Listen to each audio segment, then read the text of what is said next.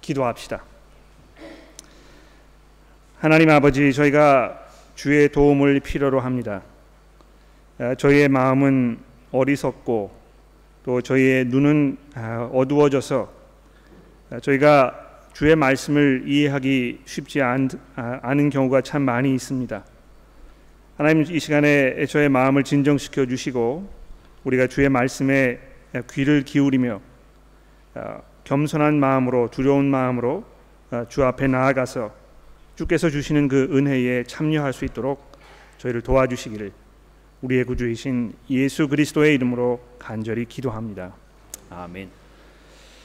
오늘 본문 말씀인 에베소서 1장 15절 말씀을 제가 읽도록 하겠습니다. 여러분 성경 가지고 계시니까 저와 함께 살펴봐 주시면 좋겠습니다. 에베소서 1장 15절에서 23절의 말씀입니다.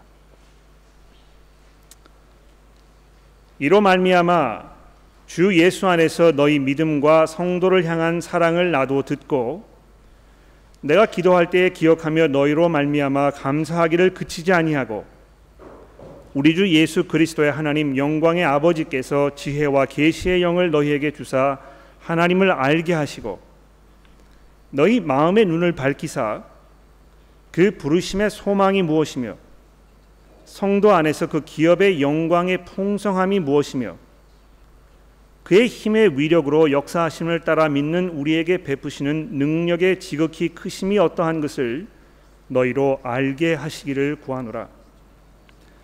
그의 능력이 그리스도 안에서 역사하사 죽은 자들 가운데 다시 살리시고 하늘에서 자기의 오른편에 앉히사 모든 통치와 권세와 능력과 주권과 이 세상뿐 아니라 오는 세상에 일컫는 모든 이름 위에 뛰어나게 하시고 또 만물을 그의 발 아래 복종하게 하시고 그를 만물 위에 교회의 머리로 삼으셨느니라. 교회는 그의 몸이니 만물 안에서 만물을 충만하게 하시는 이의 충만함이니라. 오늘은 기도에 관해서 좀 말씀을 드려보려고 합니다. 기도라는 것을 우리가 이렇게 살펴보면 이것이 정말 우리 그 신앙의 어떤 척도라고 할까요? 이런 거를 이렇게 살펴보는데 굉장히 유효한 그런 것임을 알 수가 있습니다. 이 기도 제목을 이렇게 말씀하실 때 그분의 그 기도 제목을 들어보면 이분에게 마음속에 있는 정말 중요한 것이 무엇인지, 무엇이 이분의 삶 속에서 지금 가장 큰 이슈로 작용하고 있는지를 우리가 쉽게 알 수 있는 것입니다. 그래서 이 성경에서 계속 우리에게 이 기도하기를 쉬지 말라고 말씀하고 있는데요. 우리가 우리의 그 마음 속에 있는 그 염려와 우리의 걱정과 우리의 이슈와 우리가 소중하게 생각하는 것들을 하나님 앞에 이 기도로 말씀드리는 그 행위를 통해서 우리의 믿음이 점점 자라나는 것을 우리가 보게 되는 것입니다. 제가 주중에 누가복음을 읽으면서 새롭게 굉장히 놀랍게 여겼던 점 하나는 무엇이냐 하면 예수께서 정말 이 기도를 많이 하셨던 분이라는 것입니다. 우리가 이 에베소서의 말씀을 보고 있습니다만 잠시 여러분 성경을 이 누가복음으로 옮기셔가지고요, 누가복음의 말씀을 좀 살펴보십시오. 여기 3장 21절 말씀해 보시면 누가복음 3장 21절입니다. 백성이 다 세례를 받을새 예수도 세례를 받으시고 기도하실 때에 하늘이 열리며 성령이 비둘기 같은 형체로 그 위에 강림하시더니 예수께서 이 세례를 받으시기 전에 뭘 하고 계셨습니까? 기도하고 계셨다는 것입니다. 또 한 장 넘어가셔서 5장 16절 말씀해 보십시오. 5장 16절입니다. 예수는 물러가사 한적한 곳에서 기도하시니라. 그 바로 전 구절에 보시면은요, 예수의 소문이 더욱 퍼짐에 수많은 무리가 말씀도 듣고 자기의 병도 고치짐을 받고자 하여 모여오되, 이렇게 바쁜 중에도 예수께서 어떻게 하신 것입니까? 그들을 다 뒤로 접어두시고 한적한 곳으로 가서 기도하셨다는 것입니다. 6장 12절 말씀해 보십시오. 6장 12절입니다. 이때 예수께서 기도하시러 산으로 가사 밤이 새도록 하나님께 기도하시고 밝음에 그 제자들을 택하사 부르시며 이렇게 되어 있습니다. 예수께서 그냥 기도하신 것도 아니고 밤새 철야 기도를 하셨다는 것이죠. 또 9장 18절 말씀해 보십시오. 9장 18절 예수께서 따로 기도하실 때에 제자들이 나와 주와 함께 있어 물어 이르되 무리가 나를 누구냐 하니라 대답하여 이르되 예수께서 여기도 역시 제자들에게 이 자기의 죽음에 대해서 말씀하시기 바로 직전에 이 기도하셨던 것을 우리가 알 수 있는 것입니다. 이 누가복음 나중 부분을 계속 읽어보면 예수께서 기도하셨다는 그 내용들이 계속 등장을 하고 있는데요. 예수께서 기도하셨던 그 내용이 무엇인지에 대해서 누가가 쭉 설명하고 있지 않습니다만 맨 마지막에 넘어가서 겟세마네 동산에서 예수께서 기도하셨던 그 장면을 우리에게 소개하면서 예수께서 어떤 마음으로 무엇을 위하여 기도하셨는지 우리에게 아주 자세하게 설명해 주고 있지 않습니까? 그 장면을 이렇게 들여다보면요, 예수께서 어떤 믿음을 가지고 계셨는지, 그분께서 하나님의 뜻에 어떻게 순종하셨는지, 이 기도하는 것, 또 하나님께 의지하는 것, 이것이 예수 그리스도 그분의 마음속에 얼마나 중요한 것이었는지 누가가 이 누가복음을 통해서 우리에게 계속 말씀해주고 있는 것입니다. 여러분들은 기도 생활이 어떠십니까? 이런 질문을 드리면 아마 10중 8구 모든 분들이 좀 죄책감을 느끼게 되고, 내가 좀 더 기도를 잘할 수 있는데 기도 잘하지 못하는 내 형편에 대해서 좀 아쉬운 마음과 또 섭섭한 마음과 이런 게 굉장히 많이 있을 것 같아요. 아마 저는 기도 생활을 정말 잘하고 있습니다, 이런 분을 만나면 저분이 무슨 비결로 저렇게 얘기를 하시는 것일까 굉장히 의아해하는 이런 분들이 굉장히 많이 있는 것입니다. 오늘 우리 본문 말씀을 좀 살펴보면서 이 기도의 문제에 관해서 우리 조금 생각을 해보도록 합시다.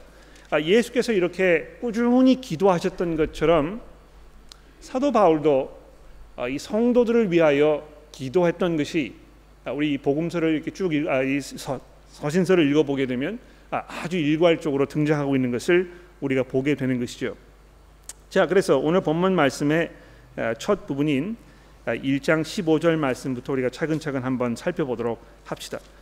자, 여기 보시게 되면 이로 말미암아 이렇게 시작하고 있습니다. 내가 이제 왜 여러분들 위해서 기도할 것인지 그 어떤 이유를 설명하고 있는 것입니다. 여기 이로 말미암아 이렇게 하는 건 뭘 말하는 것입니까? 1장 1절부터 13절에 이 하나님의 그 모든 신령한 복을 우리에게 주신 것에 대해서 사도 바울이 지금 설명을 하고 있었지 않습니까? 정말 그 하나님의 그 넘치는 은혜, 예수 그리스도 그분을 통하여 우리에게 베푸신 이 구원과 영생과 죄 사함과 거듭남과 하나님 나라에서의 그 영원한 교제 속에 누리는 그 엄청난 은혜들을 내가 생각해 보았을 때 이렇게 얘기하는 것입니다. 특별히 그 바로 전절 이 13절부터 보시게 되면 사도 바울이 이렇게 얘기하지 않습니까? 그 안에서 너희도 진리의 말씀 곧 너희 구원의 복음을 듣고 그 안에서 또한 믿어 약속의 성령으로 인치심을 받았으니, 즉 이방 사람들이요 도무지 하나님의 은혜를 경험할 수 없는 그런 그 외인 취급을 당하는 상황 속에 있었지만 하나님께서 그 사람들을 부르셔가지고 그들에게 복음을 듣게 하시고 그 안에서 믿음이 자라나서 이 약속의 성령으로 인치심을 받아 하나님의 그 엄청난 은혜 가운데 들어가게 하신 그 하나님의 은혜를 내가 생각했을 때에 이렇게 얘기하고 있는 것입니다. 또 그 다음에 보십시오. 이로 말미암아 주 예수 안에서 너희 믿음과 모든 성도를 향한 사랑을 나도 듣고, 두 번째로 자기가 기도할 수밖에 없는 그 이유에 대해서 설명하고 있습니다. 첫 번째 이유는 그 하나님의 은혜라는 것이죠. 두 번째 이유는 무엇입니까? 이 예배소 교회 성도들의 그 삶의 모습을 보면서 내가 기도하지 않을 수 없다 이렇게 말하고 있는 것입니다. 사도 바울이 이 그리스도인의 삶에 대해서 얘기하면서 이 사랑과 믿음에 관해서 항상 얘기하지 않습니까? 그렇죠? 믿음과 소망과 사랑 이 세 가지는 항상 있을 것인데 이렇게 하는 구절도 하면 생각나실 것이지만 신약 성경을 이렇게 쭉 읽어보시게 되면 사도 바울이 이 성도의 삶에 대해서 이야기하면서 이 세 가지를 항상 이야기하는 것을 볼 수 있습니다. 오늘 본문 말씀에도요, 믿음과 사랑에 대해서 이야기하고 있지만 좀 더 내려가 보시게 되면 그 소망에 대해서도 이야기하고 있거든요. 믿음과 사랑은요, 또 소망은요, 하나님께서 성도의 삶 속에 역사하고 계심을 보여주는 그 증거들입니다. 그렇지 않습니까? 지금 이 사람이 하나님의 은혜 가운데 있는지 아닌지를 알아보려면 어떻게 하면 알 수 있습니까? 그 사람의 그 믿음과 그 사람의 사랑을 보면 알 수 있다는 것입니다. 여러분, 우리가 복음을 들어서 하나님의 은혜를 깨달았을 때에 예수께서 내 구주시라는 그 믿음을 우리가 고백하게 되는 것입니다. 또 이 믿음의 고백이 교회의 모든 동료 성도들을 향한 사랑으로 열매를 맺게 됩니다. 우리가 그런 것을 보게 되면서 하나님께서 지금 이 사람의 삶 가운데 역사하고 계신다는 것을 우리가 확신할 수 있게 되는 것이죠. 제가 이 교회에 있는 교우 여러분들 이렇게 돌아보면서 여러분들의 믿음과, 즉 예수 그리스도께서 나를 위하여 이 땅에 오셔서 목숨을 내어 놓으셨다는 것, 그래서 내가 그분을 위하여 살아야 되겠다는 것, 내가 그분의 말씀에 의지하고 그분을 순종하고 그분의 이름을 증거하고 내가 살아가는 삶 속에서 그분을 닮아가야 되겠다고 이렇게 믿음으로 고백하시는 여러분들의 모습을 보았을 때, 또 그런 여러분들의 그 고백이요, 주변에서 이 서로 섬기시려고 하는, 오늘도 교회에 오셨을 때 보시면 아셨겠지만 얼마나 많은 분들이 서로를 섬기고 있습니까? 주일날 이 주일 모임이 이루어지기 위하여 얼마나 많은 분들이 보이지 않는 곳에서 수고하고 준비하고 자기의 시간과 헌신을 투자하면서 서로 섬기고 있는 것입니까? 우리가 식사를 할 때 그냥 간단하게 음식을 먹고 넘어가면 그만입니다만, 그 음식을 준비하기 위하여 때로는 토요일날 하루 종일, 또는 주일날 아침 일찍 교회에 오셔서 이 더운 빼앗볕 이 날씨에 땀을 흘려가면서 섬기시려는 마음으로 또 식사를 다 한 후에는 남성교우 여러분들이 이 설거지를 기쁜 마음으로 하시는 이런 모습들을 보면서 목회자인 저도 하나님 찬송하게 되는 것입니다. 그렇지 않습니까? 그래서 사도 바울이 그 하나님의 그 엄청난 은혜, 또 성도들의 삶 속에 나타나는 이 그 구원의 확신의 어떤 그 증거들, 이런 것들을 보면서 감사하는 마음으로 지금 뭘 하고 있습니까? 자화자찬을 하고 있습니까? 참 내가 목회를 잘한 것 같아. 이 에베소 교회 성도들을 보니까 정말 내 마음이 뿌듯하고 이게 정말 가치 있는 일을 내가 하고 있는 것 같아. 더 열심히 해야지. 그런 생각을 했을까요? 자기의 그 수고와 이 헌신이 헛되지 않았음을 보면서 가슴 뿌듯해지고 이렇게 했을까요? 그렇지 않습니다. 사도 바울이 그 하나님의 은혜와 성도들의 삶을 돌아보면서 감사하는 마음으로 하나님께 기도하고 있는 것입니다. 근데 여기 보시게 되면은요, 누구에게 지금 기도하고 있는지 우리가 좀 돌아볼 필요가 있습니다. 누구에게 기도하고 있습니까? 17절 말씀해 보시면 우리 주 예수 그리스도의 하나님, 영광의 아버지께서, 굉장히 그 중요한 표현이죠. 그냥 하나님께 내가 기도한다 이렇게 얘기했으면 충분하지 않았을까 생각할 수 있는데요, 그렇게 간단하게 얘기하지 아니하고 우리 주 예수 그리스도의 하나님, 놀라운 아이디어입니다. 성자이신 그 하나님 예수 그리스도께서 아버지 하나님과 똑같은 하나님이시고 동등된 자리에 계신 하나님이신데도 그 예수께서 하나님 아버지를 자기의 하나님으로 고백하고 있는 것입니다. 그래서 예수께서 이 복음서에 보시게 되면 항상 그렇게 말씀하지 않습니까? 내가 내 뜻을 행하러 온 것이 아니고 나를 보내신 내 아버지의 뜻에 내가 순종하기 위해 온 것이다.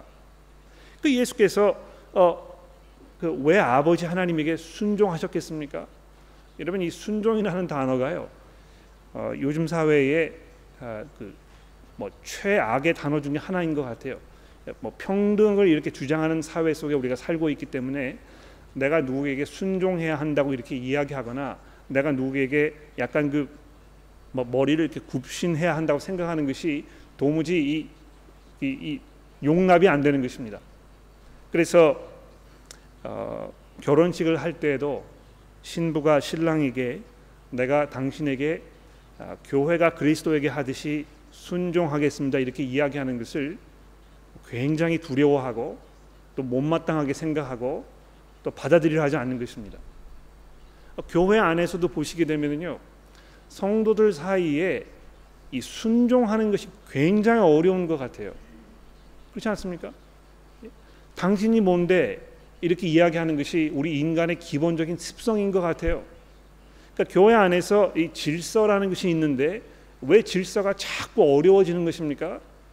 순종하는 것이 어렵기 때문에 그런 것입니다.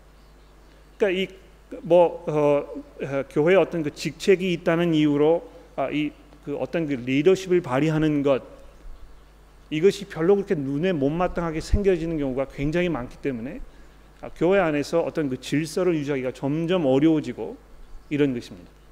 그런데 그런 그 상황을 돌아보았을 때 사도 바울이 이 하나님 아버지에 대해서 이야기하면서 예수 그리스도의 하나님이라고 이렇게 이야기하는 것이 굉장히 놀라운 일이라고 생각합니다. 그 예수 그리스도께서 이 온 천하를 만드시고 통치하시고 다스리시는 그 예수께서 하나님 아버지 그분에게 겸손하게 순종하시고 아버지여 될 수 있으면 이 잔이 내게서 지나가게 하옵소서 그러나 내 뜻대로 마옵시고 아버지의 뜻대로 하옵소서 이렇게 이야기하셨던 그분의 그 믿음이 얼마나 놀랍고 얼마나 귀한 것인지 돌아보게 되는 것입니다. 더 나아가서요, 이 하나님을 영광의 아버지라고 얘기하고 있습니다. 이제 잠시 후에 보시게 되면 아시겠지만 왜 그냥 하나님이라고 이렇게 이야기하지 아니하고 영광의 하나님이라고 영광의 아버지라고 이렇게 부르고 있을까요? 사도 바울이 영광이라는 단어를 하나님에게 이렇게 적용하여 사용할 때 그분의 그 능력에 대해서 그분의 그 엄청난 모든 것을 압도하시는 그분의 그 주권적인 다스림에 대하여 이야기하는 경우가 상당히 많습니다. 오늘 본문 말씀에도 이제 보시게 되면 이 하나님의 그 능력에 대해서 이야기할 텐데요. 그 능력을 가지고 계시는 그 하나님 아버지께 지금 내가 이제 기도한다 이렇게 고백하고 있는 것입니다. 뭘 위해서 고백과 기도하는 것입니까? 자, 여기 보시게 되면 18절부터 에베소 교회의 성도들을 위하여 이제 기도하는 것입니다. 간구하는 것입니다. 우리가 이제 그 뭐 중보 기도라는 그 단어를 굉장히 중요하게 생각하기도 하고 뭐 이렇게 하는데요. 누구를 위하여 기도해 주는 것, 이것이 얼마나 귀하고 얼마나 놀라운 것인가, 이것이 얼마나 그 깊은 사랑의 표현인가, 이것을 우리가 잠시 생각해 볼 필요가 있습니다. 우리가 교회에서 사랑을 서로 나누고 서로에게 관심을 보여주고 하는 방법에 굉장히 여러 가지 길이 많이 있습니다. 뭐 제가 처음에도 말씀을 드렸습니다만 여러분들이 교회에 오셔서 정말 섬기시고 봉사하시고 헌신하시는 이런 모든 것들이 정말 귀한 사랑의 표현임에 분명합니다. 또 그렇게 수고하고 계시는 여러분들 제가 볼 때 얼마나 제 마음에 그 벅찬 감동이 일어나고 감사하게 생각하는지 모릅니다. 그런데 사도 바울이 이 에베소 교회의 성도들을 바라보면서 무엇보다도 그들을 향한 그 사랑을 이 기도로 표현하고 있는 것입니다. 내가 누구를 위해 기도한다는 것, 이 능력이 많으신 그 하나님 아버지께 그들의 믿음을 보면서 그들의 그 사랑을 보면서 그들을 향하여 하나님께서 퍼부어 주신 그 은혜를 기억하면서 내가 하나님 앞에 무릎을 꿇고 그들 위해 기도한다는 이것이 얼마나 귀한 일입니까?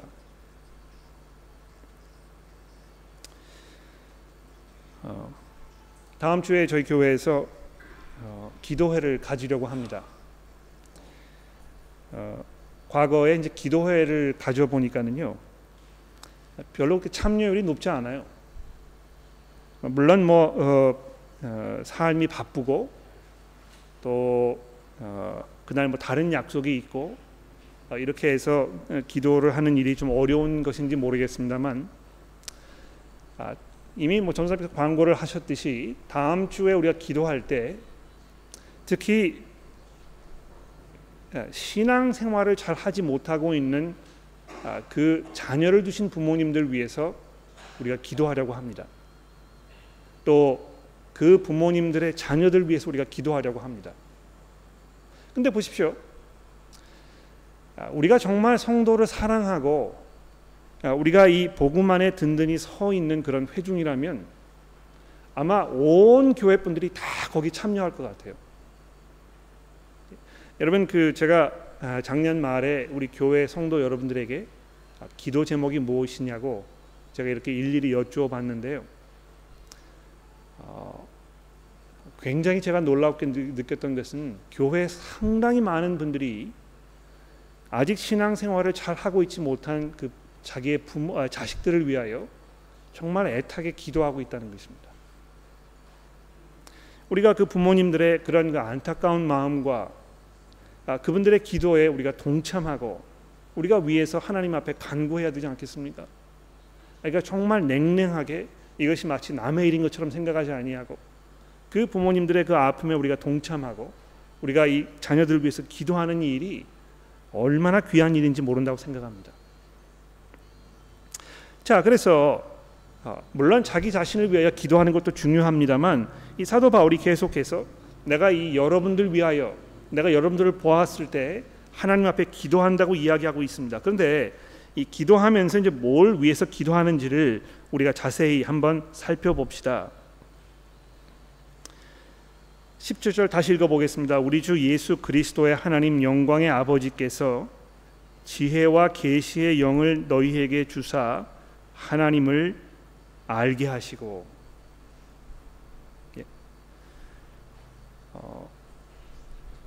하나님을 아는 것 이것을 위해서 기도하고 있습니다.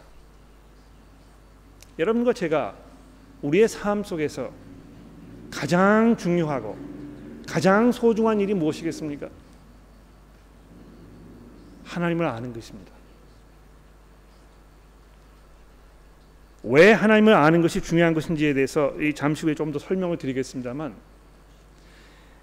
여러분 그 기도 제목 여러분이 가지고 계시는 그 기도 제목을 좀 생각해 보십시오. 내가 지금 뭘 위해서 기도하고 있는가? 내가 하나님께 간구해 오고 있는 것이 무엇인가? 내 삶 속에서 정말 중요하게 내가 여기고 있는 것이 무엇인가? 이런 것 쭉 한번 나열해 보십시오. 그리고 사도 바울이 지금 여기에서 에베소 교회 성도들을 위하여 기도하고 있는 것을 비교해 보십시오.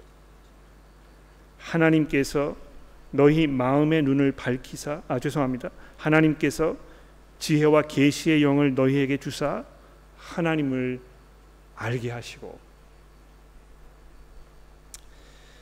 근데 이미 그 에베소 교회 성도들이 하나님을 알고 있거든요. 그렇죠?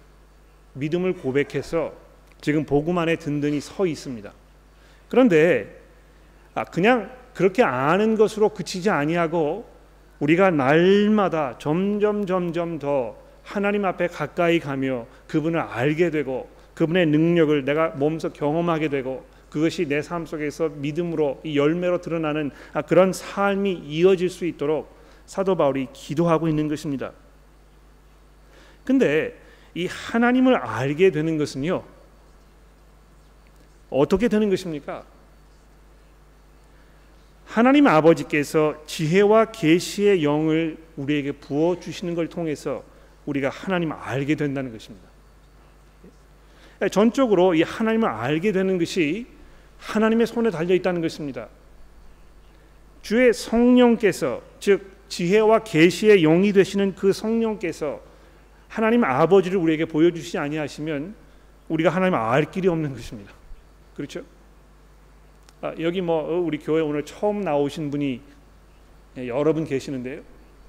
물론 어떤 그 개인적인 사적인 경험을 통해서 그분 개인적으로 알고 계시는 분들이 있을 수 있습니다만 처음 만나는 사람을 이렇게 보면 그분이 자기 자신에 대해서 설명하지 않으면 그분은 알 길이 없습니다. 그렇지 않습니까? 전적으로 자기 자신을 드러내는 것은요, 그 사람의 어떤 그 주권적인 행위입니다. 그런데 하나님을 아는 것도 마찬가지입니다. 우리가 아무리 머리가 뛰어나고 지식이 많고 경험이 많고 많은 사고력을 가지고 있고 철학적으로 뛰어난 그런 두뇌를 가지고 있다고 해도 우리의 사고력으로 하나님을 찾을 수가 없는 것입니다. 하나님께서 그 길을 막아 놓으셨거든요. 그런 방법으로 너희가 내 앞에 나올 수 없도록 내가 그들의 마음을 어리석게 하고 그들의 눈을 가려 놓았다고 이렇게 성경이 계속해서 증거하고 있습니다.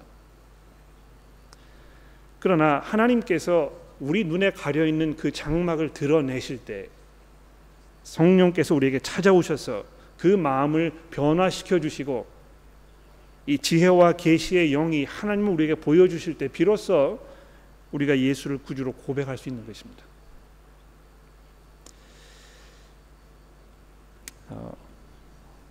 신앙생활을 잘 하지 못하는 그런 자녀들을 두신 부모님들께서 아마 이 아이가 예전에는 신앙생활을 잘 했는데 왜 지금은 이렇게 하는 것일까? 그런 생각을 분명히 가지고 계실 것입니다. 그러나 사도 바울이 서신서의 이 여러 내용들을 통해서 우리에게 일괄적으로 이야기하는 것이 무엇입니까? 우리가 예수 그리스도를 주로 고백하지 아니하면, 우리가 그분에게 믿음으로 나아가지 아니하면 예전에 어떤 그 교회 적을 두고 있었다고 하더라도 잠시 어떤 그 교회에서 멀어진 그런 삶을 살고 있는 것처럼 보이더라도 하나님의 은혜 가운데 있는 것이 아닙니다. 그렇죠? 그래서 우리가 뭘 해야 되겠습니까? 그 자녀들을 위해서 뭘 위해서 기도해야 되겠습니까? 하나님, 이 자녀들이 교회를 좀 나올 수 있도록 해 주십시오라고 기도해야 되겠습니까? 물론 그런 것이 필요할 것입니다. 그러나 그것보다 더 본질적인 것은 무엇입니까? 하나님의 성령께서 이 아이의 삶 속에 작용하셔서 그 어두운 눈을 밝혀주시고 그 단단한 마음을 녹여주셔서 자기가 예수 그리스도를 필요로 하는 존재라는 것을 고백하게 하시고 그리스도께서 그를 위해 돌아가셨다는 사실을 이해하도록 하나님 제발 도와주십시오. 이렇게 기도해야 하시는 것입니다. 자, 그러면서 하나님을 알게 되는 것이 무엇인지에 대하여 이제 18절부터요 좀 더 자세하게 설명을 합니다. 무엇입니까? 18절에 보십시오. 너희 마음의 눈을 밝히사, 첫 번째로 그 부르심의 소망이 무엇이며, 부르심의 소망에 대해서 알게 해달라고. 두 번째로 성도 안에서 그 기업의 영광의 풍성함이 무엇이며, 그리고 세 번째로 그의 힘의 위력으로 역사하심을 따라 믿는 우리에게 베푸신 그 능력이 지극히 크심이 어떠한 것을 너희가 알게 하기를 간구한다. 이렇게 세 가지를 지금 얘기하고 있습니다. 하나님께서 우리를 부르셨는데요, 어디로 부르신 것입니까? 우리가 지금 소망하는 바가 무엇입니까? 하나님께서 우리를 부르셔서 우리를 지금 데리고 안락하게 안전하게 데리고 가시려고 하는 그 종착역, 그 결과, 이것이 무엇입니까? 이것을 여러분들이 깊이 알게 되기를 내가 기도한다고 사도 바울이 이렇게 얘기하고 있습니다. 좀 더 나아가서 그것을 좀 다른 방법으로 설명하는 것 같아요. 그 부르심의 그 소망, 즉 우리로 하여금 바라보면서 나아가도록 하는 그 종착역, 그것이 무엇이냐 하면 그 기업의 영광의 풍성함이라고 이렇게 얘기합니다. 그러니까 표현이 좀 애매한 것 같아요, 그렇죠? 기업의 영광의 풍성함. 그러니까 이게 추상적으로 좀 무슨 말인지 알 것 같은데요. 이거를 실제적으로 이렇게 좀 분석을 해서 이해를 하려고 하면 이게 도대체 무슨 말인가? 약간 오락가락하고 그 뜻이 분명하지 않다고 생각이 됩니다. 제가 지난주에도 말씀을 드렸습니다만 성도 안에서 그 기업이라고 이렇게 돼 있는 그 부분은요, 그의 즉 하나님의 기업을 말하는 것입니다. 여러분과 제가 하나님으로부터 받게 될 기업이 있습니다. 그 기업이 무엇입니까? 우리가 하나님의 나라에 들어가서 하나님께서 가지고 계시는 그 모든 좋은 것들을 우리가 다 우리의 것으로 받게 될 것입니다. 분명히 그래서 우리가 그렇게 누리게 될 기업이 있는데요. 여기 지금 이야기하는 이 기업은 그 기업을 말하는 것이 아니고 하나님께서 가지실 그 기업을 말하는 것입니다. 이 하나님께서 받으실 기업이라고 하는 게 약간 좀 개념이 좀 이상할지 모르겠습니다. 그러나 분명히 하나님께서 여러분과 저를 자기의 그 소유물로 삼으시기 위하여, 오늘 뭐 우리 창세기에도 출애굽기서에서 읽었습니다만, 하나님께서 이스라엘 백성들을 부르실 때, 애굽에서 불러내실 때요, 자기의 소유로 삼으시기 위하여 부르신 것 아닙니까? 그렇죠? 바로 그걸 얘기하는 것입니다. 하나님께서 여러분과 저를요, 그 놀랍고 풍성한 은혜 가운데 부르셔서 하나님의 영원한 소유로 삼으신 것입니다. 얼마나 하나님께서 그 백성들을 귀하게 여기시고 하나님의 그 아들의 이 믿음을 고백하는 그 믿음의 성도들이 하나님에게 얼마나 귀한 존재인지, 이것을 여러분과 저로 하여금 깊이 알게 되기를 원한다고 이렇게 기도하고 있는 것입니다. 그리고 그런 하나님의 은혜는요, 그 부르심은 어디에 근거하고 있는 것입니까? 19절에 보십시오. 그 힘의 위력으로 역사하심을 따라 믿는 우리에게 베푸신 능력의 지극히 크심에 의거하고 있는 것입니다. 여기 보시면 그 힘의 위력으로 역사하심을 따라 믿는 우리에게 베푸신 능력의 지극히 크심, 이게 마치 그 위에다가 쌓고 또 쌓고 쌓고 쌓아가지고요, 하나님의 그 능력에 대해서 강조하고 또 강조하고 재강조하려는 그런 사도 바울의 의도가 아주 분명하게 보입니다. 그냥 그 하나님의 위력이 얼마나 놀라운 것인지 이렇게 그냥 얘기했으면 될 텐데요, 그렇게 얘기하지 아니하고 그 힘의 위력으로 역사하심을 따라 믿는 우리에게 베푸신 이 능력의 지극히 크심이 얼마나 놀라운 것인가를 여러분이 알게 되기를 원한다고 이렇게 기도하면서 그 하나님의 이 엄청난 능력에 대하여 보충 설명을 또 하고 있습니다. 20절에 보십시오. 그 능력이 그리스도 안에 역사하사 죽은 자들 가운데서 다시 살리시고 하늘에 자기의 오른편에 앉히사 모든 통치와 권세와 능력과 주권과 이 세상뿐 아니라 오는 세상에 일컫는 모든 이름 위에 뛰어나게 하시고 또 만물을 그 발 아래 복종하게 하시고 그를 만물 위에 교회의 머리로 삼으셨느니라. 하나님의 능력이 얼마나 놀라운 것입니까? 예수 그리스도를 죽은 자 가운데서 일으키셨다는 것입니다. 그뿐만이 아니고요, 그 예수 그리스도를 하나님의 보좌 우편에 앉히셔서 이 세상에 있는 모든 것들로, 모든 권세들로 그분 앞에 무릎을 꿇게 하셨다는 것입니다. 그래서 그분의 그 능력과 그분의 명성과 그분의 영광 앞에 모든 사람들이 무릎을 꿇고 고백하도록 이렇게 하신 그 하나님의 그 능력, 그 능력이요, 놀랍게도 우리에게 베풀어졌다는 것입니다. 하나님의 그 역사하심이 믿는 우리에게 베푸신 그 능력, 그 지극히 크심, 즉 다시 말해서 그리스도를 부활시키신 이 하나님의 능력이 이 성도들의 삶 가운데 지금 역사하고 있다는 것입니다.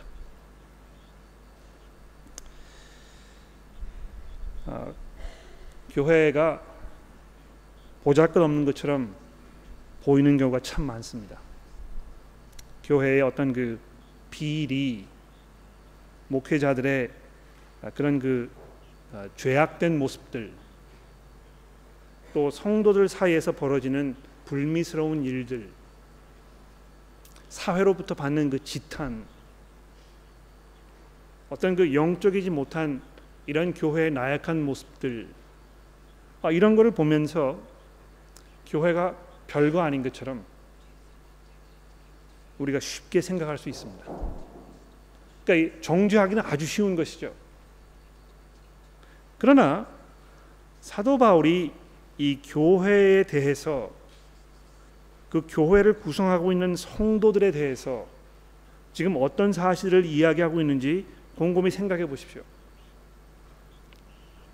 예수 그리스도를 죽은 자 가운데서 일으키신 그 하나님의 그 능력이, 그분을 하나님의 보좌 우편에 앉히셔서 모든 것들로 그 앞에 무릎을 꿇게 하신 그 하나님의 능력이 교회 안에 있는 성도들의 삶 가운데 지금 작용하고 있다는 것입니다.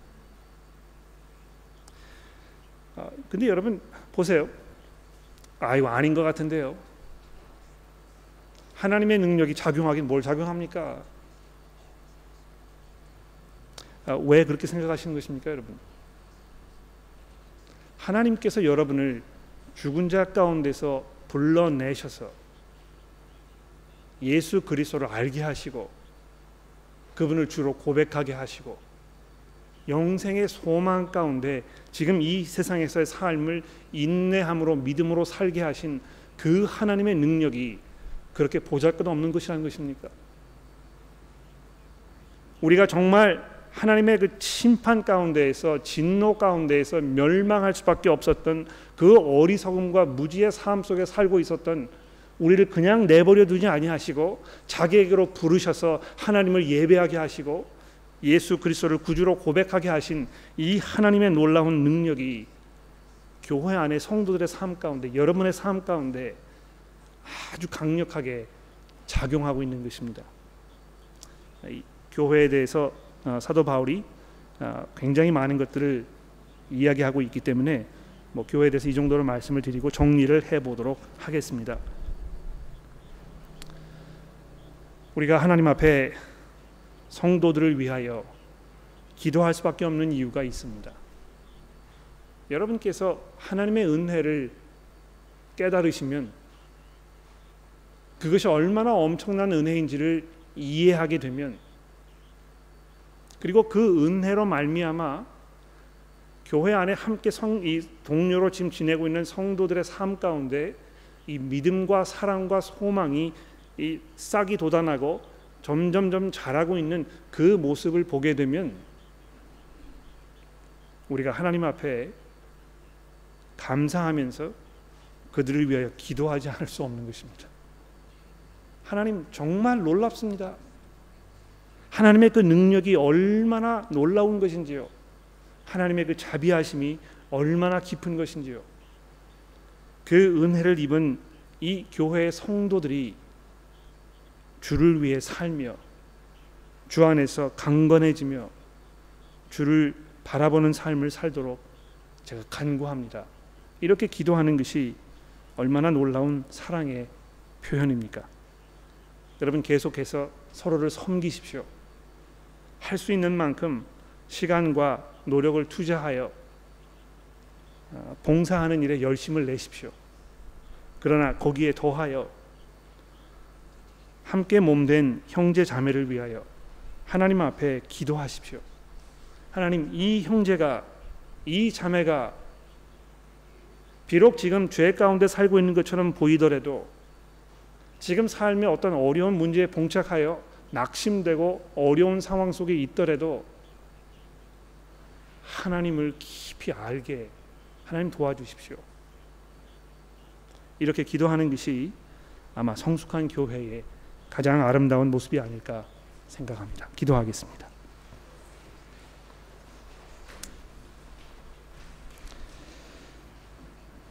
하나님 아버지, 저희들로 하여금 예수를 주로 고백하게 하시니, 그래서 그분을 위하여 살게 하시니, 또 그분과 영광 중에 재회하게 될 그 날을 바라보며 살게 하시니 하나님 참 감사합니다. 예전에 주를 모르면서 우리 멋대로 살고 있었을 때에 저희가 진노의 자녀요, 어둠의 자식이요, 사탄의 노예였지만 그 결박을 푸시고 하나님의 크신 능력으로 우리를 주의 자녀가 되게 하셔서 하나님의 영원하신 기업으로 삼으셨으니 하나님, 저희가 서로를 위하여 사랑으로 대하며 서로 위해 기도하며 섬기며 함께 동행할 수 있도록 주의 성령께서 저희를 도와주시기를 우리의 구주이신 예수 그리스도의 이름으로 간절히 기도합니다.